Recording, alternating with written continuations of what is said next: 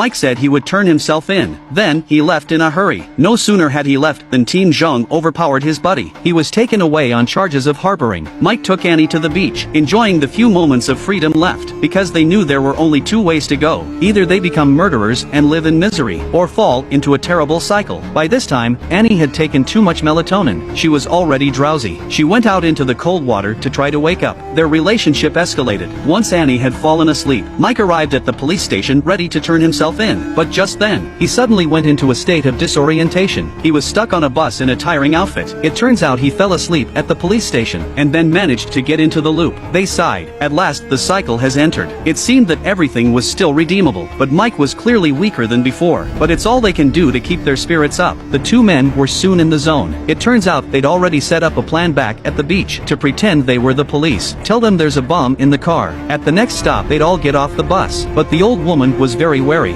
That would have been suspicious. Mike thought he could type the message, but now there was a problem. Everyone could get out without being suspected. Only the driver had no reason to get out of the car. If we let the driver get out of the car too, the old woman would be able to see what was going on, and set off the bomb. Mike suggests that when everyone gets out of the car, and then he'd go down with the driver, or ditch the driver and save all the passengers. Annie was torn. She seemed to have an affinity for the driver, but that was all that could be done. Something had to be done now. They pretended that the school had sent them on a mission, on the pretext of holding a charity event, showing them the message typed on their phones. Everyone was successfully convinced. Even the old woman believed it. But then there was a mistake in delivering the message to the man. He thought it was just a live show. This also makes the old woman suspicious. Annie still wants to save the driver, but it's a good thing Mike stopped her. Otherwise she would have been exposed. Mike had to wait for everyone to get off before telling the driver. The stop was soon reached. Annie stopped Jack at the front door as he was about to get on, and that's when the old woman saw what was going on. When she saw everyone getting off the bus, the old woman finally woke up.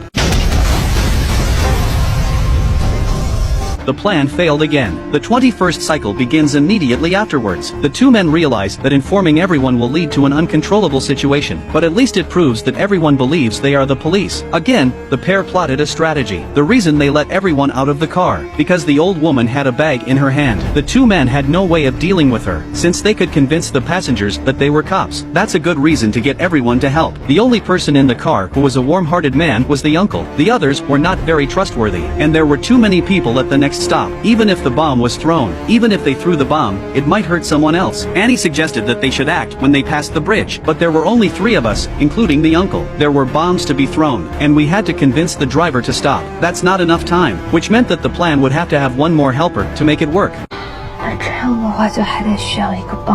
Mike had a sudden flash of insight. 帮手